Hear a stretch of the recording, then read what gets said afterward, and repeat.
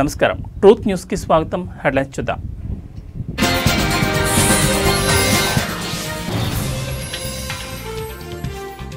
ఢిల్లీలో పెను విషాదం. ప్రమాదంలో 8 మంది మృతి.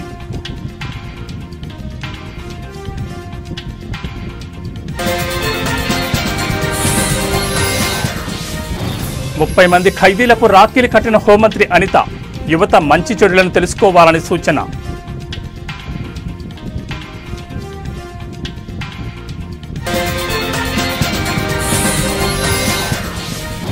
రాష్ట్ర ఎన్నికల కమిషన్ కార్యాలయం ఎదుట వైసీపీ ధర్నా. పులివెందులలో టీడీపీ దౌర్జన్యాలపై చర్యలు తీసుకోవాలని వినతి.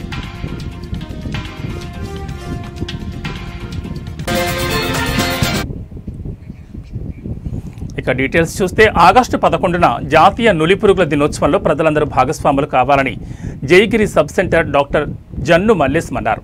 హసన్పర్తి మండలంలోని సీతంపేట గ్రామ పంచాయతీ ఆవరణలో ఈ నెల 11న జాతీయ నులిపురుగుల దినోత్సవం పురస్కరించుకుని అవగాహన కార్యక్రమం నిర్వహించారు. ఈ సందర్భంగా డాక్టర్ మల్లేశం హాజరై మాట్లాడుతూ హసన్పర్తి మండలంలోని వివిధ గ్రామాల్లో పట్టణాల్లో ఉన్న 1 సంవత్సరం నుంచి 19 సంవత్సరాల వయసులోపు ఉన్న పిల్లలందరికీ ఆల్ బెంజోల్ టాబ్లెట్లను తప్పనిసరిగా వాడాలన్నారు. ముఖ్యంగా 1 సంవత్సరం లోపు ఉన్న పిల్లలు మట్టిలో ఆడుకోవడంతో వారి చేతి గోళ్ల ద్వారా మట్టి కడుపులోకి చేరుతుంది. ఇది మలంలో గుడ్లుగా ఏర్పడి పురుగులు క్రిములుగా బ్యాక్టీరియా తయారవుతుందన్నారు. దీంతో పిల్లల్లో రక్తహీనత, ఆకలి మందగించడం, బలహీనపడడం, నీరసానికి గురై అనారోగ్యానికి దారితీస్తుందన్నారు. పిల్లలందరూ ఆరోగ్యంగా ఉండడం కోసం, దీన్ని నియంత్రించడం కోసం ఆల్బెంజోల్ టాబ్లెట్లను తప్పనిసరిగా వాడాలని సూచించారు. 1 సంవత్సరం నుంచి 2 సంవత్సరాల పిల్లలకు ఆఫ్ టాబ్లెట్ను, 2 సంవత్సరాల నుంచి 3 సంవత్సరాల పిల్లలకు శుభ్రమైన మంచినీరును అందుబాటులో పెట్టుకుని టాబ్లెట్లను పిల్లలకు వేయాలన్నారు. ఈ కార్యక్రమంలో ఏఎన్ఎం సలీమా, ఆచాలు నద్దోనూరి రజిత, రమ, సీతంపేట పిల్లలు, తల్లులు, పిల్లల తల్లు తదితరులు పాల్గొన్నారు. మోషన్లో అలాగా అంటే మలంలో ఆ పురుగులు ఏర్పడి గుడ్ల లెక్క ఏర్పడి ఆ మలంలో చేరి వాళ్ళకి మళ్ళీ ఆ క్రిముల యొక్క బ్యాక్టీరియా లెక్క ఫామ్ అయిపోయి దాంతో వాళ్ళకి ఏమవుతుందంటే రక్తహీనతగా ఫామ్ అవ్వడం, తర్వాత ఆకలి మందగించడం, ఈ తర్వాత వీళ్ళకి ఏంటంటే చాతగానే అంటే బలహీనంగా ఉండడం, కొంచెం నీరసంగా ఎక్కువ ఉండే లక్షణాలు ఎక్కువగా ఉన్నాయి. సో దీనివల్ల మనం ఏంటి నిర్మూలించవచ్చు అంటే ఈ యొక్క ఆల్బెంజోల్ టాబ్లెట్ నిర్మూలించవలసిన ముఖ్య కార్యక్రమం ఏంటంటే ఇవి వేసుకోవడం వల్ల ఈరోజు మనం ఈ టాబ్లెట్ వేసుకోవడం వల్ల ఈ రక్తహీనత కావచ్చు, లేకుంటే ఆకలి మందగించడం కావచ్చు, ఇలాంటివన్నీ మనము ప్రారంభోలే అవకాశం ఎక్కువగా ఉంది. సో ఇది 1 నుంచి 19 సంవత్సరాలు 1 నుండి 2 సంవత్సరాల పిల్లలకు ఆఫ్ టాబ్లెట్ అది క్రష్ చేసి వాళ్ళకి 2 స్పూన్ల మధ్యలో క్రష్ చేసేసి వాళ్ళకు ఇవ్వవలసి వస్తుంది. తర్వాత 2 నుంచి 3 సంవత్సరాల పిల్లలు వాళ్ళకి ఏంటంటే ఫుల్ టాబ్లెట్ వాళ్ళకు కూడా కొంచెం వాళ్ళు మింగగలుగుతారు కాబట్టి వాళ్ళు కూడా క్రష్ చేసి ఇచ్చేస్తే బెటర్ ఉంటుంది. 3 నుంచి 19 సంవత్సరాల పిల్లలు వాళ్ళకి టాబ్లెట్ డైరెక్ట్ వాళ్ళకి చూ చేసుకుని మింగేస్తే సరిపోతుంది. కాకపోతే ఆ టాబ్లెట్ ఇచ్చే సమయంలో ఏమున్నదంటే వాళ్ళకి ఖచ్చితంగా మంచి ఫ్రెష్ వాటర్ అందుబాటులో పెట్టుకొని, కొంతమంది మింగే టైంలో వాళ్ళకి ఇబ్బంది కలగడం కావచ్చు, ఇట్లాంటి ఉండే అవకాశం ఉంటుంది. కాబట్టి సో చక్కటి నీరు అంటే పరిశుభ్రమైన నీరు పక్కన పెట్టుకొని ఆ టాబ్లెట్స్ చూ చేసుకొని మింగేస్తే మనకి ఎలాంటి అవంతులు జరగకుండా ఉండే అవకాశం ఉంటుంది. సో ఖచ్చితంగా ఆగస్టు 11 జాతీయ నులిపురుగుల దినోత్సవం అందరం ఏకదాటిగా ఈ ఊళ్ళలో కావచ్చు, అంగన్వాడీస్ కావచ్చు, స్కూళ్ళలో కావచ్చు, ఎక్కడున్నా ప్రతి ఇంటికి పిల్లలకు 1 నుండి 19 సంవత్సరాల పిల్లలకు ఖచ్చితంగా వేసుకునే విధంగా అందరూ ఎవరికి వారు సహకరించి ఈ ప్రోగ్రామ్ సక్సెస్ఫుల్ చేయాలని కోరుకుంటున్నాను. నా పేరు డాక్టర్ మల్లేశం, సబ్ సెంటర్ జాయగిరి. నేను సీతంపేటకి అవుట్ రీచ్ అనకాపల్లి జిల్లా చోడవరం మండలం సీమరనాపల్లి గ్రామంలో మిషనరీతో ఇసుక మాఫియా తీస్తున్నారు. ప్రభుత్వం ఇసుక పాలసీ ఉచితమైతే ఇసుక మాఫియా అదే అదునుగా జేసీబీలతో రాత్రి పగలు తేడా లేకుండా మిషనరీతో ఇసుక తవ్వేస్తున్నారని గ్రామస్తులు తెలిపారు. చోడవరం కే కోటపాడు మండలం తహసీల్దార్ ఆఫీసులో ఇసుక మాఫియా మామూలు ఇస్తే అనకాపల్లి, పరవాడ, గాజువాక, పెందుర్తి, విజయనగరం, విశాఖపట్నం జిల్లాలకు ఇసుకను తరలిస్తున్నారు. రెవెన్యూ డిపార్ట్మెంట్ అధికారులు పట్టించుకోవడం లేదని ఆరోపిస్తున్నారు. బీఆర్ఓలకు నెల మామూలు ఇస్తూ ఎటుకులను తవ్వుకుపోతున్నా పట్టించుకోవడం లేదని గ్రామస్తులు మండిపడుతున్నారు.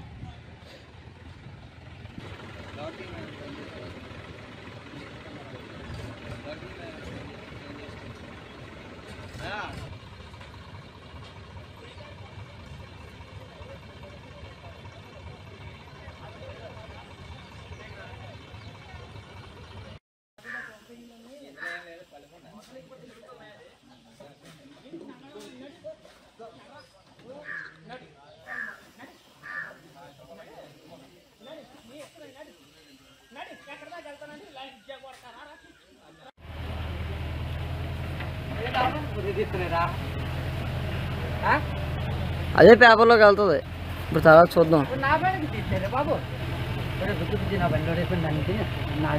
అవదు అవదు నేనే చూడే మాకు నోడేయమను అవునండి పక్క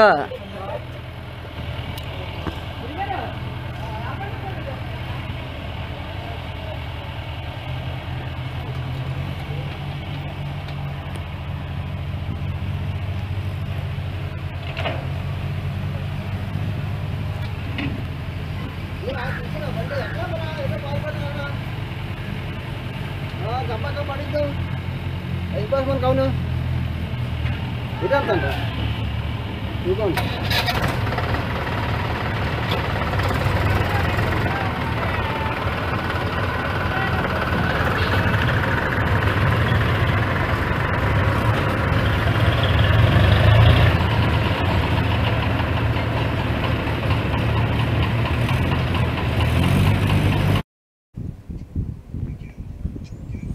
రాఖీ పౌర్ణమి సందర్భంగా విశాఖ కేంద్ర కారాగారానికి ఏపీ హోంశాఖ మంత్రి వంగలపూడి అనిత వెళ్లారు. ఈ సందర్భంగా యువ ఖైదీలైన 30 మందితో పాటు జైళ్ల శాఖ అధికారులకు సైతం రాఖీలు కట్టారు. ఈ సందర్భంగా మాట్లాడుతూ గంజాయి రవాణాలో పట్టుబడిన ఖైదీలకు అవగాహన కల్పించాం. యువత మంచి చెడులను తెలుసుకోవాలని సూచించారు. తెలిసి తెలియని వయసులో ఈజీ మనీ కోసం ఆలోచిస్తే జీవితాలు అంధకారమైపోతాయని వెల్లడించారు. తమ బంగారు భవిష్యత్తును యువత కోల్పోవద్దని హోంమంత్రి అనిత పిలుపునిచ్చారు.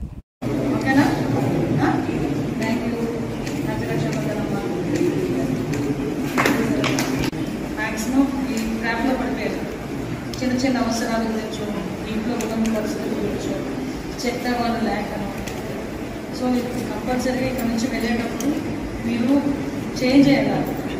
మళ్ళీ ఇంట్లోకి రాకూడదు అని బలంగా అనుకోలేదు. బతకడానికి చాలా దారులు ప్రాపర్ వేలో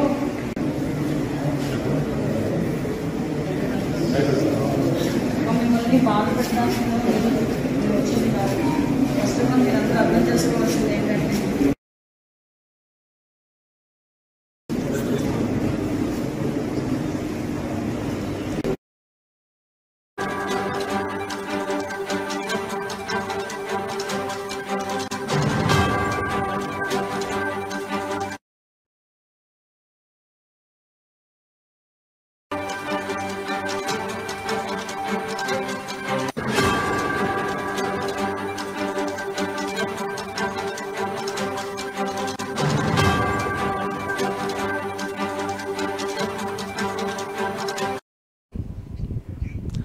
బులెటిన్లో బ్రేకింగ్ న్యూస్ చూస్తున్నాం. దేశ రాజధాని ఢిల్లీని భారీ వర్షాలు అతలాకుతలం చేస్తున్నాయి.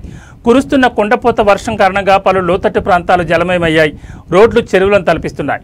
జైత్పూర్లో ఓ గోడ కూలిపోవడంతో 8 మంది మృతి చెందారు. మృతుల్లో 2 మహిళలు 2 చిన్నారులు ఉన్నారు. కొంతమంది శిథిలాల కింద చిక్కుకున్నారు. గాయపడిన వారిని ఆసుపత్రికి తరలించారు. రంగంలో దిగిన పోలీసులు, అగ్నిమాపక సిబ్బంది సహాయక చర్యలు చేపట్టారు.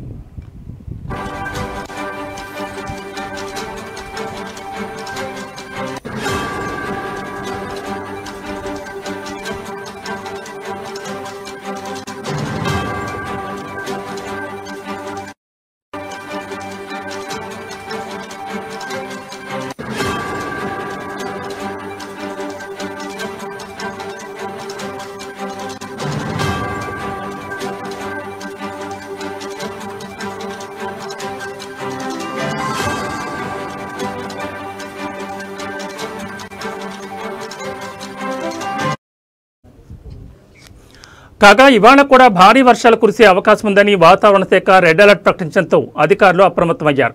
కుంభవృష్టి వర్షం కారణంగా ఢిల్లీలోని పలు ప్రాంతాల్లో భారీగా వరద నీరు ప్రవహిస్తోంది. దీంతో వాహనదారులు తీవ్ర ఇబ్బందులు పడుతున్నారు. కాగా భారీ వర్షాల కారణంగా విమాన సర్వీసులకు తీవ్ర ఆటంకం కలుగుతోంది. 200కు పైగా విమానాలు ఆలస్యంగా నడుస్తున్నాయి.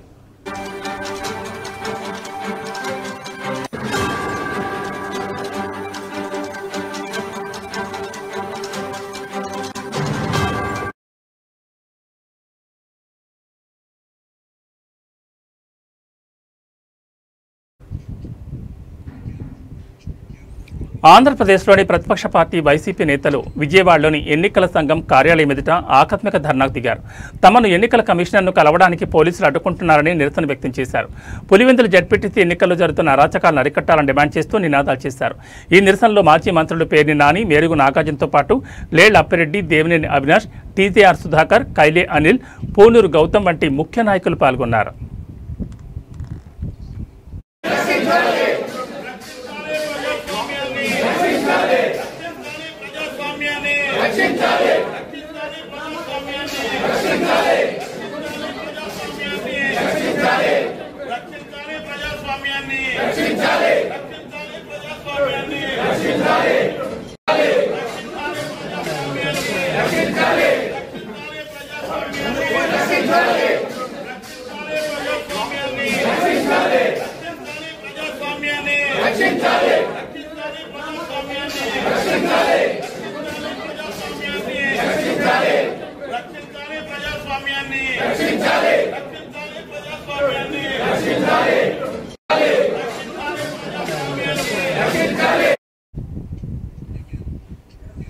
కర్నూలు జిల్లా విద్యాశాఖ అధికారి శామ్యూల్ పాల్ మహిళా టీచర్లతో కలిసి డాన్స్ చేశారు. పీజీటీఎస్ ట్రైనింగ్ పూర్తయిన సందర్భంగా మహిళా టీచర్లతో కలిసి ఆయన సందడి చేశారు.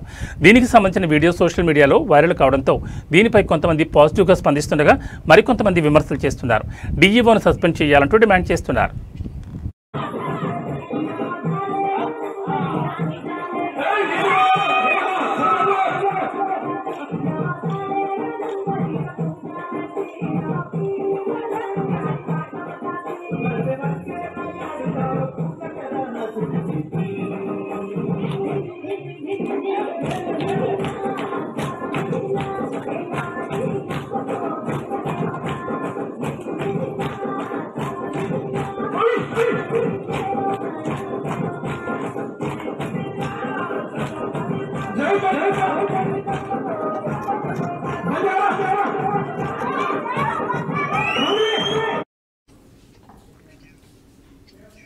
శ్రీ సత్యసాయి జిల్లా గాండ్లపేట మండలం చిన్నమెట్ట వద్ద కాశీనాయన ఆశ్రమంలో 6 రోజుల పాటు శ్రీ భాగవత సప్తాహ మహోత్సవం వేడుకలు ఘనంగా జరిగాయి.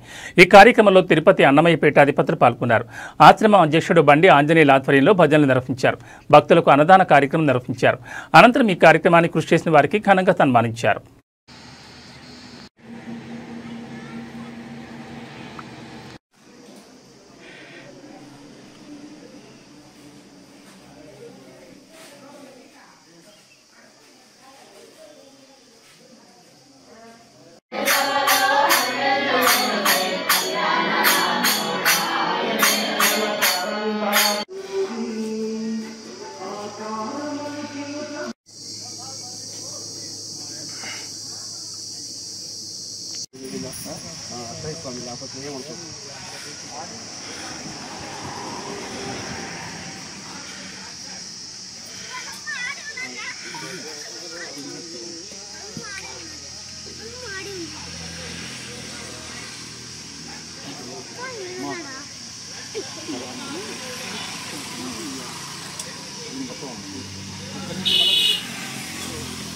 కొంచెం రెడీగా ఉండండి.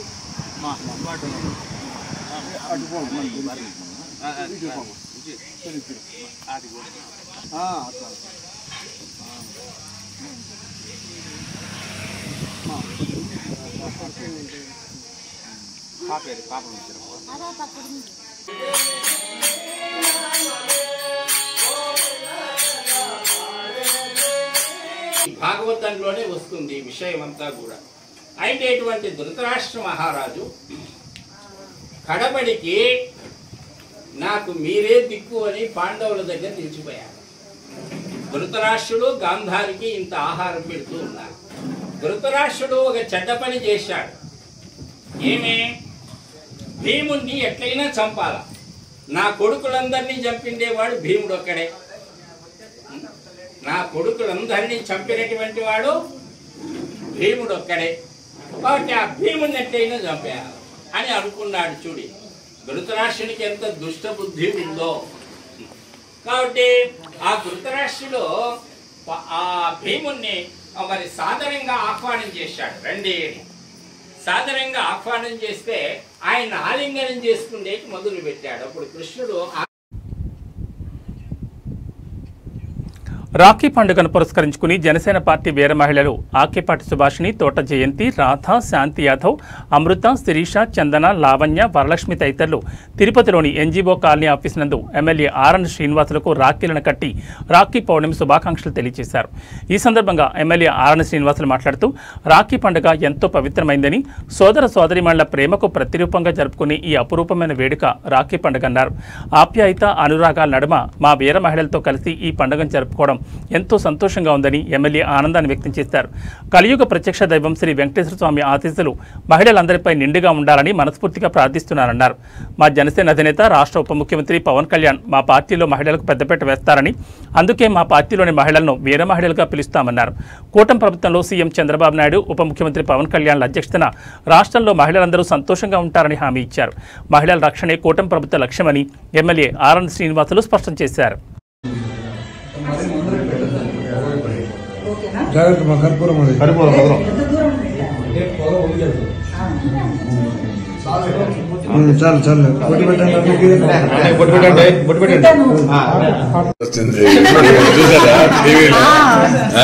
చాలు చూసారా టీవీలో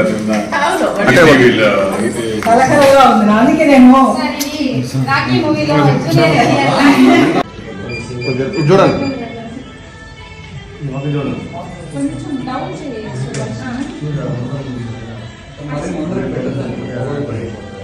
జాగ్రత్త మా కర్పూరం అది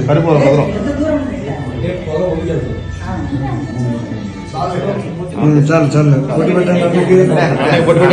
పెట్టండి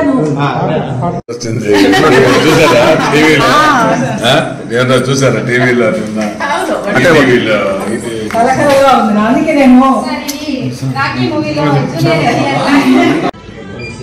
చూడండి.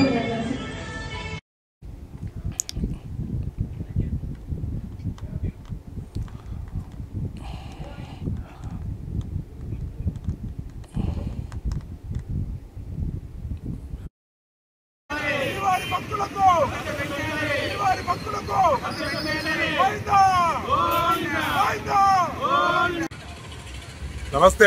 నిన్న జరిగినటువంటి సంఘటన తిరుపతి రైల్వే స్టేషన్ లో భక్తులపై దాడి ఏదైతే జరిగిందో ఇది చాలా బాధాకరమైన విషయము.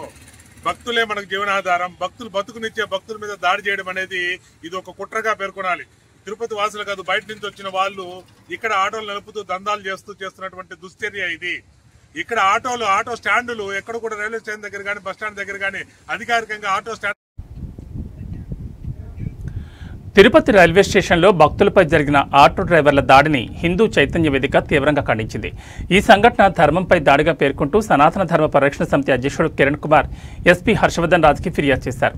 భక్తులపై దాడి నివారణకు కఠిన చర్యలు తీసుకోవాలని, రైల్వే స్టేషన్ దగ్గర అనధికార ఆటో స్టాండ్లు తొలగించాలని, బస్టాప్ సమీపంలో ఆటో స్టాండ్లను అనుమతించకూడదని సూచించారు.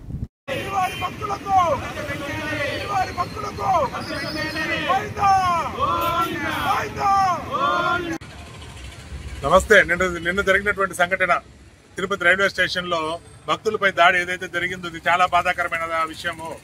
భక్తులే మనకు జీవనాధారం. భక్తులు బతుకునిచ్చే భక్తుల మీద దాడి చేయడం అనేది ఇది ఒక కుట్రగా పేర్కొనాలి.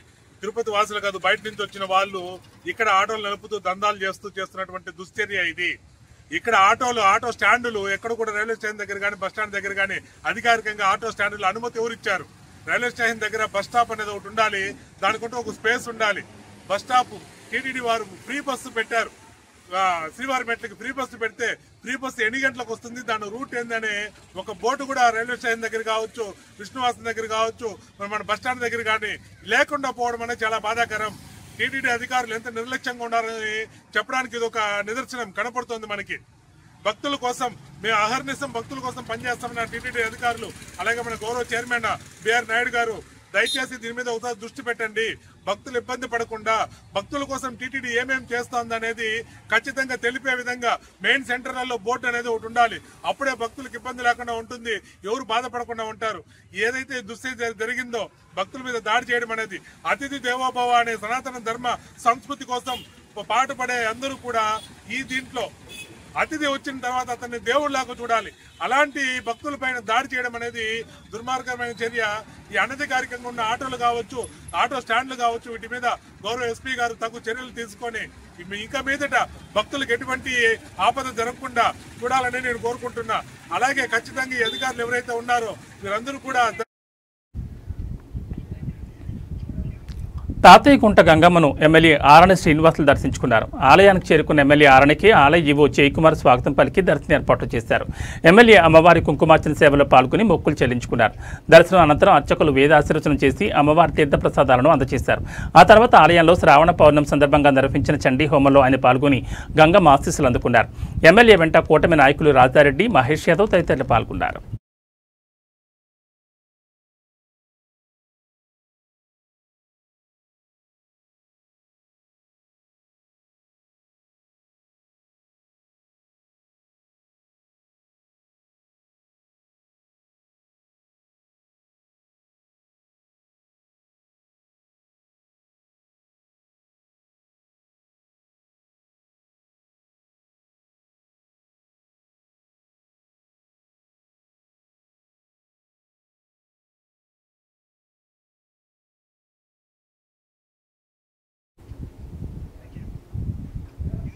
ఇవి బులెటిన్ విశేషాలు. మరో బులెటిన్లో మళ్ళీ కలుసుకుందాం. నమస్కారం.